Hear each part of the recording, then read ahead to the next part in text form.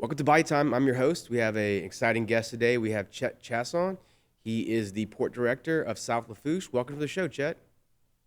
Thank you for having me, Tanner. Good to see you. Good to see you as well. So we have some new weather changes, and how's that impacting the port? Yeah, so we're paying attention to what's going on with the weather. Anytime we get weather like this in the Gulf of Mexico, this low that they're talking about, we paying attention. So we anticipate some heavy rains coming in tonight into tomorrow, and maybe a little bit of wind picked up. But other than that, we should be okay.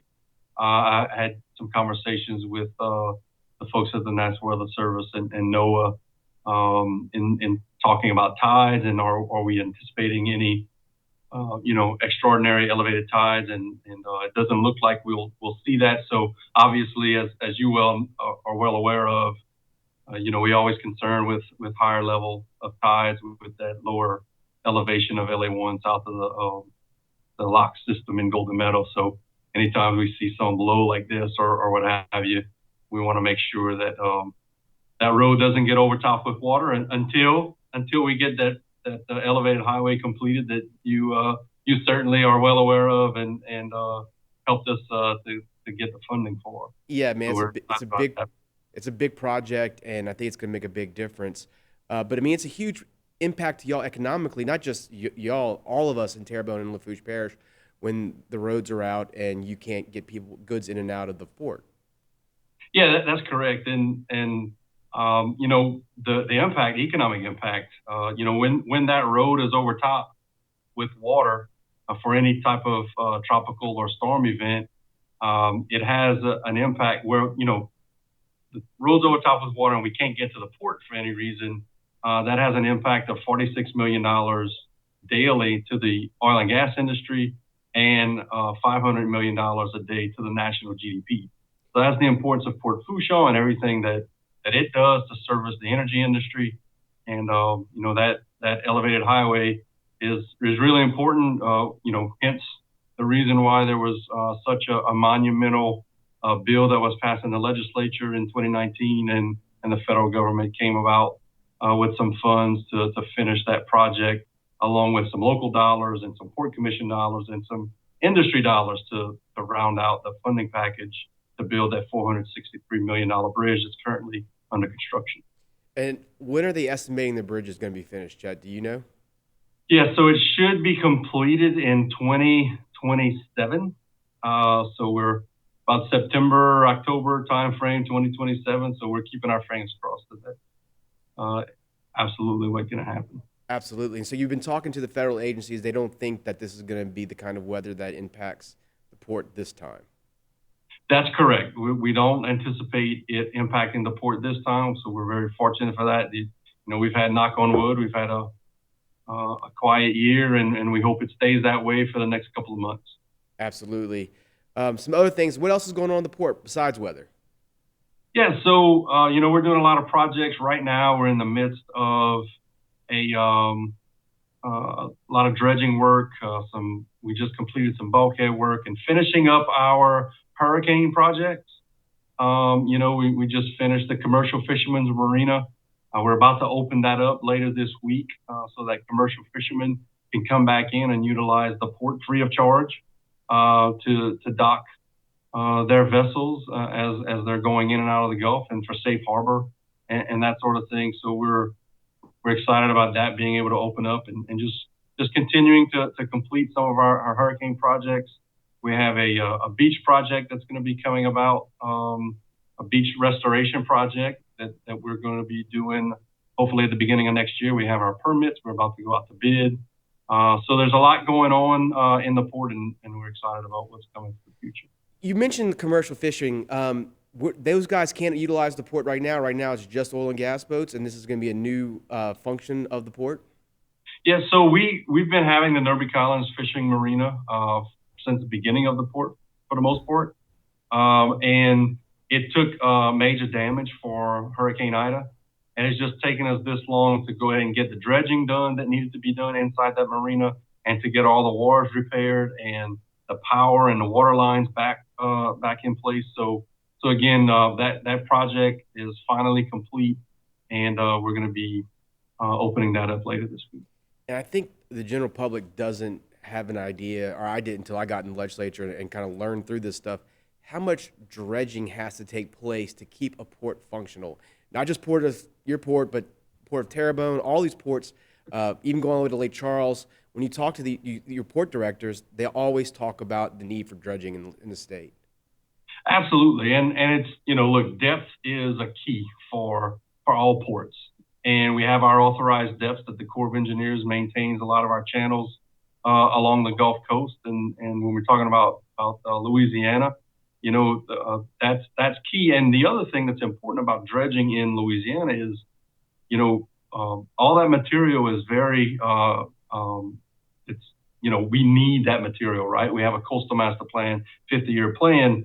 So we've been advocates for utilizing our channel dredging to go ahead and utilize that beneficially to create marsh along the Gulf Coast. That really can go a long way as we move forward into the future.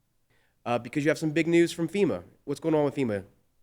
Yeah, so one of our major projects, repair projects from after Hurricane Ida, is a major siltation in our northern expansion flotation canal area in the port, and we received word that we've been obligated a little over $2 million, about $2.1 million for a dredging project to go ahead and get rid of that siltation. So we're actually we actually started that project in anticipation that it was going to be obligated. So we're in the middle of that project. So we're thanking FEMA for actually pulling through and obligating that project for us.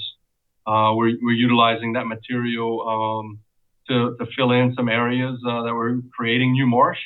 And over the years, we've created over 1,200 acres of marsh in and around the port area, and we're going to continue to do that as we move forward in the future. As we talked about in the last segment, every speck of sand is really important to us along coastal Louisiana, and we want to use all of that material beneficially. Yeah, people don't normally describe FEMA as moving quickly, but they actually sort of move kind of quickly on this project. It's probably because of the significance of the port in that exact channel. What does that channel do for you? Yeah, I mean, look, it's our access to our northern expansion development area that we started back in the year 2000, kind of post 1995 Relative Relief Act. It's been our deep water port facility service area for the deep water Gulf of Mexico and all the energy that it produces and can be explored for. So, anytime there's a new development in the deep water Gulf of Mexico, it's pretty much going to be serviced out of Port Fourchon. So that is the area that we utilize every day, and our customers, our tenants, our service companies utilize every day to service the oil and gas companies in the Gulf of Mexico. It's also the area that we anticipate any Gulf of Mexico offshore wind activity that'll take place will be serviced out of as well. That's a great point you bring up. People don't realize how much offshore wind is a possibility for Fourchon. Right now, you have, I think, 2 projects nationally. You have Rhode Island and one off of Virginia, and Louisiana might be the third. Is that what's going on down in the port? Yeah, so we know that the federal government did a lease sale. It left a lot to be desired, quite honestly, in the Gulf of Mexico offshore wind lease sale. But there was one lease that was purchased off of the coast of Cameron in western Louisiana by a company called RWE. We've been having a lot of discussion with them. The other thing is, in state waters, and you're aware of this as being in the legislature, there's some potential for offshore wind projects in Louisiana state waters. We'll see how that works out. I think there's some anticipation that maybe some leases will be approved in the next maybe month or so. We'll have to see what works out there. But the state of Louisiana is really poised because of the capabilities that we have from the oil and gas industry over the years to service and be a part of the offshore wind industry. They kind of play hand in hand. I think, look, when it comes to Block Island in Rhode Island, I've had a chance to visit that area. I believe you have as well. I have. those 6 wind turbines that were built in Block Island off of Rhode Island were built by engineering firms and contract companies and vessel operators that work in the Gulf of Mexico that work right here off of Terrebonne and Lafourche Parish. Yeah, it's It's that expertise that is going up there and building this stuff, and we can do it here in the Gulf as well. that's a great point, Chet. 25% of the supply chain for offshore wind comes from Louisiana, and we don't have any of our own wind farms. We're doing it elsewhere. In fact, when I went to Block Island in Rhode Island, there was an Otto Candy's boat in the port leaving to go service the the windmills basically out in their area. And it wasn't just that. I mean, the turbines were built in, I think, off of Slidell somewhere. The platforms were built in Terrebonne Parish. So it's a huge opportunity for us to have a little bit of diversity. You know, I think what they say is it's not an either or, it's an and, right? We will always have deep water drilling, and we want to keep that industry. But this is an opportunity for you. Is that right? Absolutely. I call it an energy addition, right? We're not transitioning from anything. What we're doing is we have a need for more power generation here in our country and around the world, and this is a way to get that. And it can be cleaner, which is great, low emissions or no emissions, and that's great. But it also provides us another avenue for business for our ports and our communities and our constituents and all the people along the Gulf Coast to be able to work in another industry that's still in the energy sector, right? It's still offshore, it's still dealing with vessels and big heavy steel projects, and we can continue to do that while at the same time we're working on the other sources of energy like oil and gas. And I like to say it's an energy addition because you can't build a solar panel or a wind turbine without petroleum products. We need to be real about that. I talk about that all the time, and anytime I get staffers from congressional offices or congressmen themselves, or I'm testifying at congressional hearings, I talk about that being real about energy and how we're going to move forward into the future.